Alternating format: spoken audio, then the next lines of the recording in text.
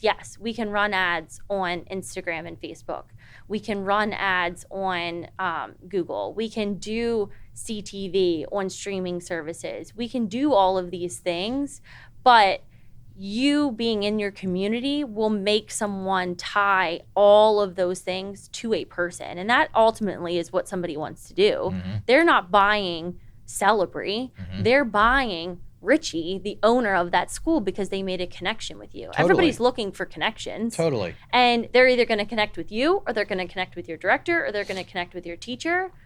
And that's ultimately what makes them enroll and stay with you, is that connection. It's not the brand itself. They could love the brand, they could love the colors, but that's not going to make me pick you versus somebody else. Welcome to Enrich Your Empire with Richie Huffman, the ultimate podcast for entrepreneurship, impactful wealth building, and effective team leadership. It's time to enrich your business and create a lasting legacy. Let's get to work.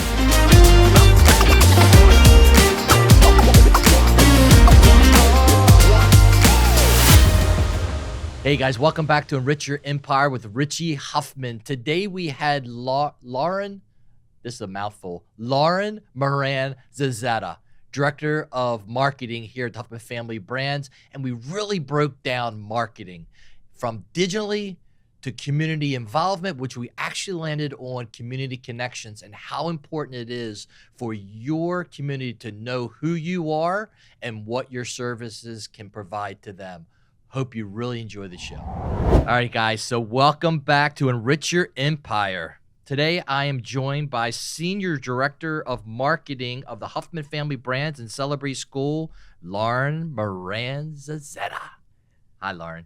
Hi, Richie. Welcome. Thanks for having me. I think we've done this once or twice before, haven't we? We have. What was our last topic? I know today's topic is on marketing. Marketing to profitability. I love this subject. Mm-hmm. What was our other topic? The last one was just general marketing. Marketing. That's when we were getting started, and we were talking about the importance of integrated marketing plans and Got it. What we do here at Celebree. We've come a long way since then. We have. We've expanded, and the team is probably just in our marketing department alone is. We've gone from 3 people to 7 people. Wow. What's just for people to get a sense of what we have here at Huffman Family Brands? What does that look like? What does that team look like? So we have our CMO, who oversees all of the brands. Chief Marketing Officer. And then myself, who I mainly focus on the franchise schools and the brand fund. But then underneath of me, I have a marketing manager who assists the corporate schools with their ongoing marketing, as well as more established franchisees.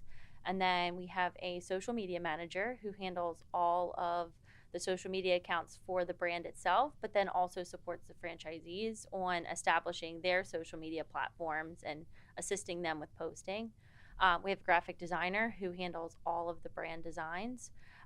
We have a marketing coordinator who really assists mainly with the nonprofit Caliday, but she also will assist franchisees with grand openings and groundbreakings. And then we have Sam, our Director of Community Relations, I think. Public Relations. Yep. So his job is to assist you with kind of integrating yourself into that market and finding out the needs of the market and how we can help on a political level. That sounds like a lot. Yeah. Right.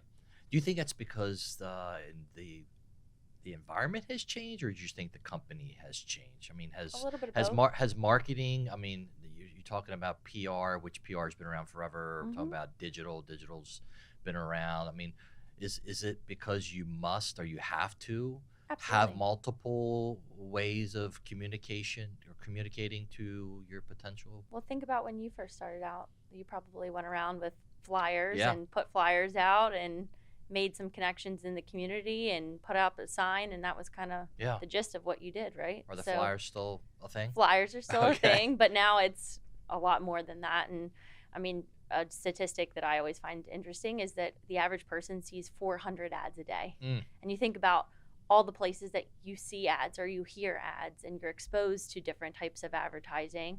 And then there's advertising that you don't know is advertising. So your favorite celebrity is telling you about the new facial cream, or you see somebody that's in a celebrity that's driving a certain car in a movie. That's Right. all placement advertising. So Right. you're literally being exposed to certain types of advertisements in everything that you do. Right. So you have to have a well integrated marketing plan that hits multiple channels, because people are being exposed to so much. And Yeah. social media and the digital landscape has just kind of changed so drastically that you have to be everywhere for people. You know, I'm thinking you talk to a lot of people throughout the course of the week, a lot of our franchise partners you talk to, and I really want to get into that, because I think when I think about that, each one of our franchise partners is almost their own mini business, right? So I want to really talk about what you have found in all of these conversations of why businesses succeed or struggle. Sure. And Absolutely. a lot of it, I think, has to do with proper or improper marketing. Absolutely. So talk to me a little bit. I mean, you've seen it all. Yeah. So, in marketing. I think the trend right now is buy local, shop local, live local. Like, everything is focusing in on, okay, I want to support the local farmers market, the local small businesses. And essentially, our franchisees are local small businesses. Like you said, they are their own mini businesses. Right? Exactly. They are community based. They're supposed to be integrated in those communities. So I think the most successful franchisee is the one that embodies the brand and then becomes Mr. or Mrs. Celebree in whatever community that they're in. So I'm going everywhere that I go, and I'm talking about Celebree, and I'm telling people what it is, and I'm known as the Celebree person in the community versus there's a Celebree and I don't know who's behind it. I think that kind of sets a franchisee apart from another franchisee. Or any business. Or any business, yes. Yeah. Or any business, or the difference between a corporate owned and not in the way you've been doing a great job with. You're still very involved with your corporate schools. There's a lot of companies that once they get to a certain level, that kind of CEO or that head of the company is non-existent, and it's up to the employees in that individual location to run it. The franchise model, or the model that we've put into place, is that owner is there. That owner makes the connection with every family, every teacher, every person in the community. So to be that and really own that is so important when it comes to marketing your school. I love that. And I mean, I think people that are listening, I know when I was listening to you talk, like I can feel that. I can see myself doing that. Right. So let's get into that a little bit. Let's talk about from setting the stage of it's all about being a part of the community that you're serving. I think that's what I heard in your talk there, right? It's about letting people know who you are, what your service is in this community. Absolutely. Right. So what can the owner do of that local business, and then talk to us a little bit about what corporate could do and what Celebree does here. Sure. So I think, for any business, not just a Celebree School, it's important to understand your community and understand your market, because every market has nuances. Every market's a little bit different. They might have, say, Saturday farmers markets. That is a big thing in that community that you would want to make sure that you are a part of in some shape or form. Maybe there's a big apple festival that happens every year that the whole town or the whole community goes to, that you want to make sure that you're a part of. So I think the first thing is kind of building your blueprint almost of what you're going to do in the community and what you're going to be a part of. And sometimes, especially for like new businesses that are very early in the process, it's literally just going out and spending the time and being there and seeing, okay, does this event have great attendance? Because everything online, you can Google events calendars and you can see there's 100 events. Well, not all 100 events are going to be well attended, and not all 100 events are going to be the target market that you're looking for. Right. You're not going to go to senior center. Exactly, a senior center, or you're not going to go maybe to the jazz festival because that could be an older market that they're catering to. But the local carnival that happens every year, that might be something that we want to get involved with, or the county fair. There's going to be a lot of families that are going to that. So that might be something we want to get involved with. So really kind of going and figuring out where these families are spending their time, what they're doing. Another great example of that is like some places Little League is huge. I mean, it is opening day and pretty much the whole town shuts down because it's opening day for Little League, where Mhm. another place they could care less about Little League and it's a big soccer presence. So Mhm. it's really learning your community regardless of your business and figuring out how you can get integrated in that community. And get visible, right? Mhm. That's really what you're Absolutely. attempting to do, right? Get visible into these communities and get in the communities and be a part of the community. Absolutely. Yeah. What about from a corporate level? So, I mean, corporate level, it's a kind of those basic, you're going to be doing digital advertising. Everybody should be doing digital advertising. It's a bottom of the funnel approach. Somebody's searching online for a certain service or a certain product. You want your Have ad to to be be showing. there. You have to be there.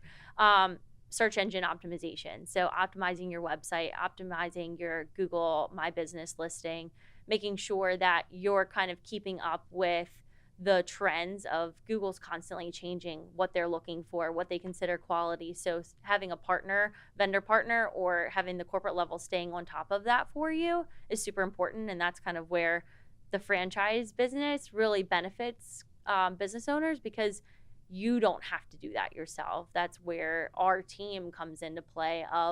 We have our marketing manager who used to work in the digital landscape, so she already knows what a good campaign looks like and how you should be optimizing. We've got the social media manager to be helping you with, okay, people are searching for things on social media now, which is a crazy concept. You used to think, okay, if I'm looking for something, I'm going to go to Google. Well, my age group is, for myself, I go on Instagram and I'll look up teething tips, and I get all kinds of videos Oh, from I didn't know that. influencers and things. Yeah. Oh, So it's wow. like you have these generational shifts of, you probably would go to Google, right? Yeah. Yeah. And my group is And going it to works. Instagram and TikTok and YouTube of, I want to visually see it. I want another mom to tell me versus some website on Google tell me. So it's just staying up with those type of trends and having the resources and the support to be able to help you and say, hey, Richie, we're working on your Google ads, but you really should do some resource videos or tip videos on your Instagram, because when that mom's looking for summer activities, we want your video to show up with the hashtag summer activities, and then you're giving them 5 things that they can do. So it's really making sure that it's integrated. I just realized I think she insulted me. My group and your group. Like, Well, we are a different age group. I think I just got insulted a little bit here. It caught me. It took me about 5 seconds to realize it. Your group and my. It's not insulting. I was like, okay. Generational differences. Don't worry. It's getting worse. It's getting worse here. I already see it with members of my team that are younger than me, of how they respond to certain things, and where they go to look for things is different than me. I mean, they're on TikTok all the time, and I'm like, I don't even have TikTok on my phone. I have it on my work phone because it's part of my job. But personally, I don't go on TikTok. But they do. Let me ask you this question. Everything you just said, is it doable with someone that doesn't have this type of resources that we have? I mean, can somebody still digitally market on their own, or do they need a partner or a vendor? So Google will take anybody's money. Okay. So yes, you could essentially run ads on your own. I think the difference in doing it by yourself and doing it with an expert or a vendor partner is they know the nuances and they know the optimizations that need to be made, versus you putting money into Google and relying on what you can figure out on the internet or what Google tells you, versus somebody that has the experience. I think the other side of it is, especially with our business, we've done this now 53 times, I think is where we're at for school. So every time we open a new school and we set up the campaigns and we launch a digital advertising plan, we learn something. And then we can apply that to the next plan that we put together. I mean, you asked me earlier about what's different between when we started and now. That's consistently of, okay, I've launched this next school and this worked and this didn't. So now we're going to integrate that in the next plan to make sure that they are up to date on what's going on. Or, okay, the digital landscape has shifted now, so we need to make sure that the next plan that we set up matches whatever this new shift was that happened. I don't know if you've seen it recently, but Apple's been advertising a lot about not sharing your data. Have you seen that Apple commercial? So it's kind of a strange commercial. The first time I watched it, I was like, I don't really know what this is. But then the second time I saw it, I got it. It was like surveillance cameras that were on birds, and they were showing them like following people around, and then all of a sudden the birds were like disappearing, and then at the end of it, it was like Apple protects your data. Well, that's great for the consumer, but it's not great for my job, because my job is Find the completely birds. based on data. I have to, and it's scary. I mean, there's a lot of documentaries on it, which, like, if you watch them, I know my husband is like, what you do is really kind of invasive. And I'm like, yeah, it is. But also, but everybody's doing it. Everybody's doing it. Yeah. I mean, you think about, you look at something online, or you say you're interested in something, and then you start seeing ads for it. So it's all collection of data, which now some of these kind of bigger brands are taking a stance on that, which then hurts the marketers in the world of, okay, you're using Safari, and now I can't have access to your data, so I can't serve you the ads that I would have been able to serve you 2 years ago. Yeah. It's just, as you mentioned, it's all about, getting in front and getting your content, getting your message in front of your audience. Yeah. Right. So, and as you mentioned, that's constantly changing daily. Well, and that's where like the Grassroots comes into play to support all of those other things, because yes, we can run ads on Instagram and Facebook. We can run ads on Google. We can do CTV on streaming services. We can do all of these things, but you being in your community will make someone tie all of those things to a person. And that ultimately is what somebody wants to do. Mm-hmm. They're not buying Celebree. Mm-hmm. They're buying Richie, the owner of that school, because they made a connection with you. Totally. Everybody's looking for connections. Totally. And they're either going to connect with you, or they're going to connect with your director, or they're going to connect with your teacher. And that's ultimately what makes them enroll and stay with you, is that connection. It's not the brand itself. They could love the brand, they could love the colors, but that's not going to make me pick you versus somebody else. And we see that all the time. We see that so many owners, business owners in general, I'm not just talking about Celebree franchise partners, but business owners in general, that take that back seat of the business, when you should take the front seat of that business. Yeah.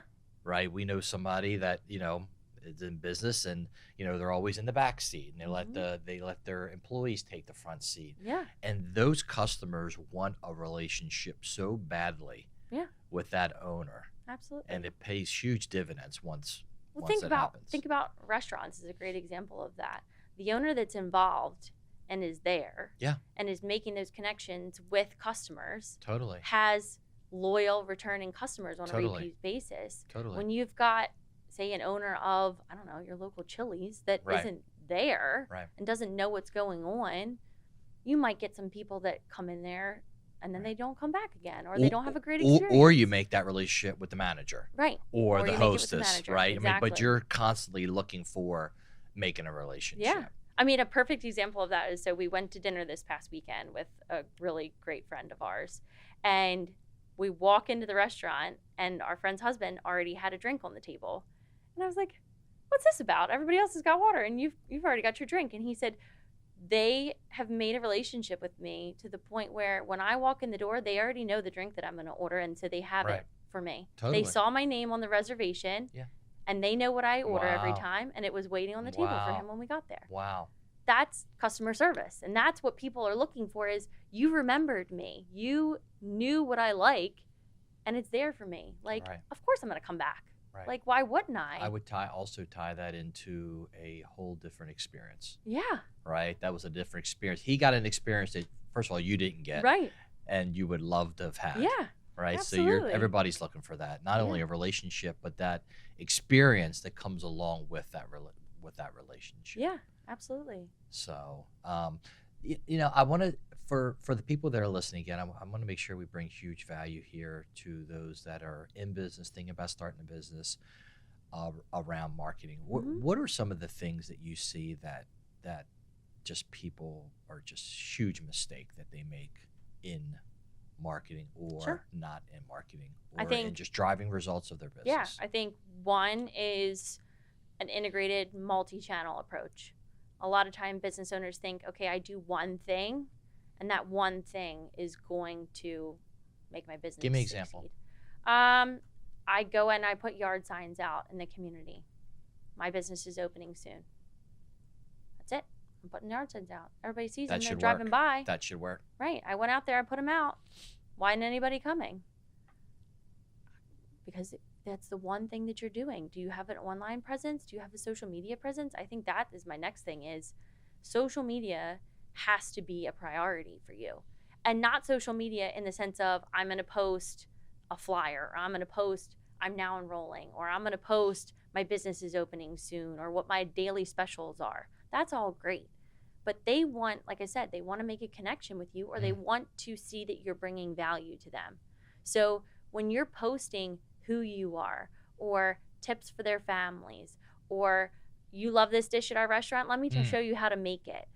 Those type of things make people want to follow you. Which they're personal. Right. And they're personal. They're personal. Right. Like I either like this person or I don't like this person. Exactly. So it's so important. And people spend so much time on social media now that if you're not there, you're missing out huge because everybody else is there.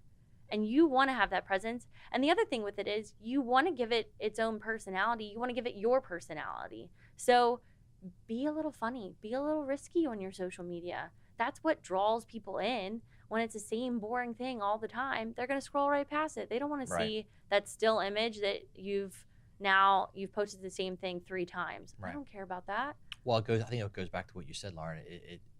It's hard to create a relationship and get to know somebody if they're just saying the same thing over and over or behaving the same way over and over. I don't get a chance to see a variety of your personalities, right?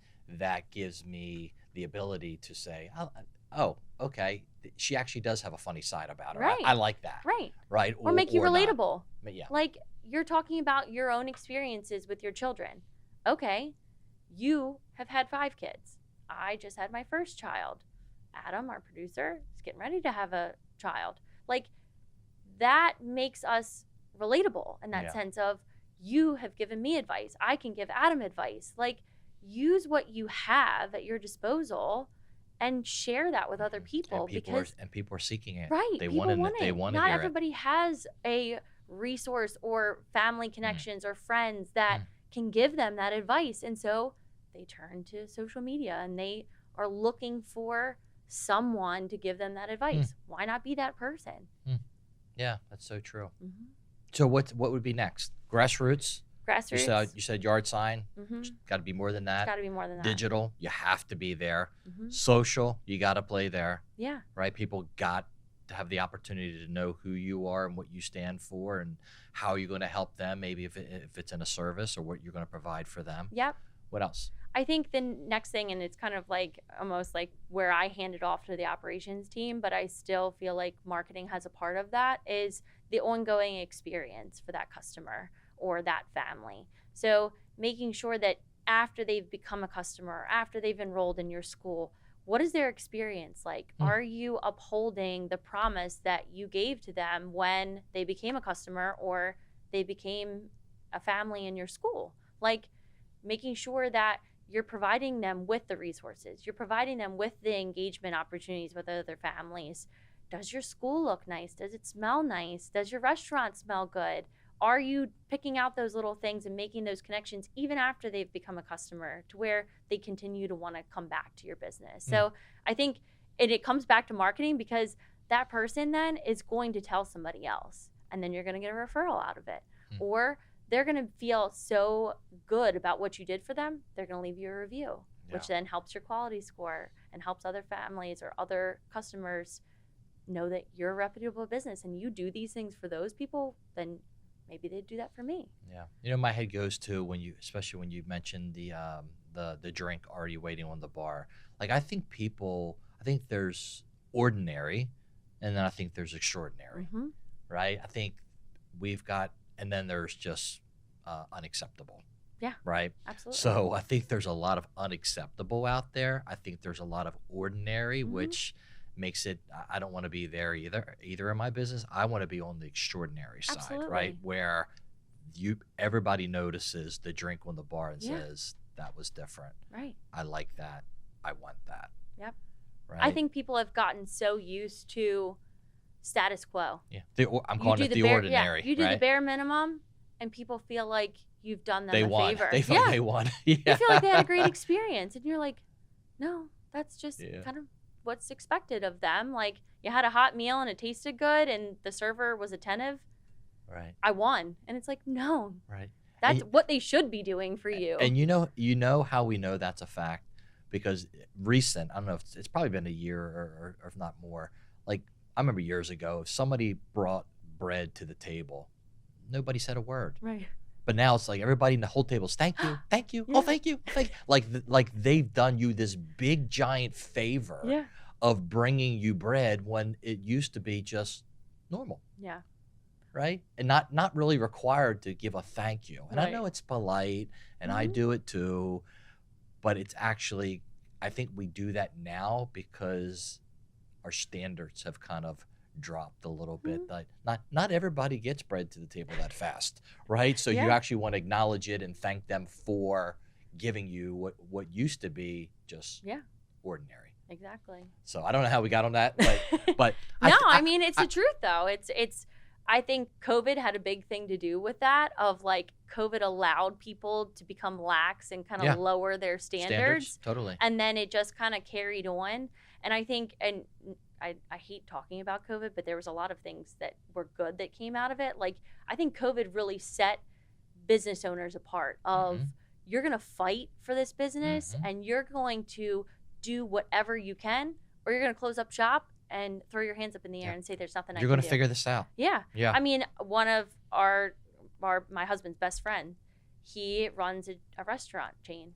And when COVID was, okay, you can't serve people, he was like, Nobody allowed in the restaurant. What can I do? All right, I'm going to make pre-mixed cocktails. I'm going to do curbside. Pull up there, and we're going to be dressed in costumes, and we're going to make it an experience. Giving out roadies? Yeah, giving out roadies, man. It was a whole thing. But it was... You figure it out, right? Right. Yeah. Was he going to let his business completely fail? Right. No. Yeah. And now we're out of COVID, and his level of customer service is better than it was before COVID because he was driving that business, and it was important to him to provide an experience when most people were like, can't give an experience. And it's like, no, you can. Yeah. You can still give an experience. I mean, I remember us during COVID with Celebree. How long was it that the preschools rode that train of, oh, we can't have anybody come inside. Right. And we were fighting of, we need to get the doors back open again because Right. people need to see what is going on in these classrooms. They Right. need to see the experience Right. where a lot of people are like, Yeah. if I can keep them out of there, I don't have to show them my experience and I can ride that train a little bit longer. And we had open houses. Right. Where nobody was having we open were houses. I remember we were FaceTiming people, and parent would sit in the office and we would take a phone and walk them through the school so they could still see the that environment. our high quality education was happening even if you couldn't go back there. Yeah. Because we also knew, because that's what parents. Exactly. Mom and dad was not going to make a decision to enroll their Right. child without seeing Exactly. the environment, seeing the classrooms, and meeting their teacher. Yeah. So I mean, I think it's making sure that you're constantly elevating that experience. And I think a big thing, and it's not just marketing, but it's business in general, is surrounding yourself with other like-minded business owners. And it doesn't have to be in your industry. It could be in your industry, but I think there's a lot of things that you can take from other business owners outside of your industry. Totally. And surrounding yourself with a group of people that you can bounce ideas off of, or you can see what they're doing, or simply that want to win. Yeah, or simply get motivation from them of like, okay, you're doing it, I'm going to figure out how to do it too, is so important. So, I mean, it's not really a marketing thing, but. Yeah, you're hitting on something I talk about all the time, that business should never, ever, ever be taken for granted. Yeah.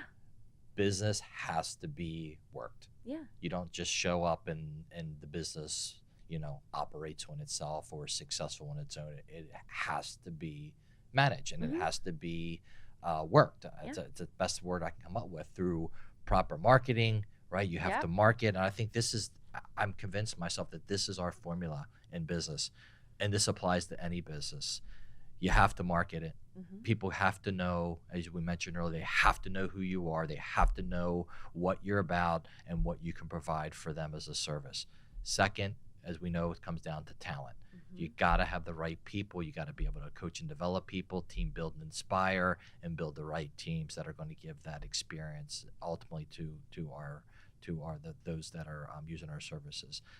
Second or thirdly, you got to protect the brand, right? You, as you mentioned, in our field, the classrooms, the hallways, it has to be brand right. Yep. It has to be appealing to parents and children and teachers. And then lastly, from an operational standpoint, right? And that applies across the board. You got to be able to enroll people and move the numbers to profitability. And that apply. I don't care if we're talking about preschools or we're talking about a restaurant. Right. That formula that I just laid out, I think works across every single business. Absolutely. Marketing, talent, brand, and then the operations. Yep. You put if you're working all four of those focuses, I guarantee you have a very successful business.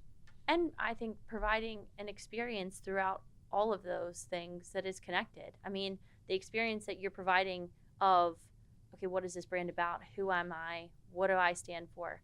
Your talent, what experience are they having? Are they having a good experience? Because if they're having a good experience, that's going to trickle down into your customer. And then your brand and operations, your experience in the sense of, what does it look like? What does it smell like? The senses. And then operations wise, what is your customer's experience every day when they're coming into your business?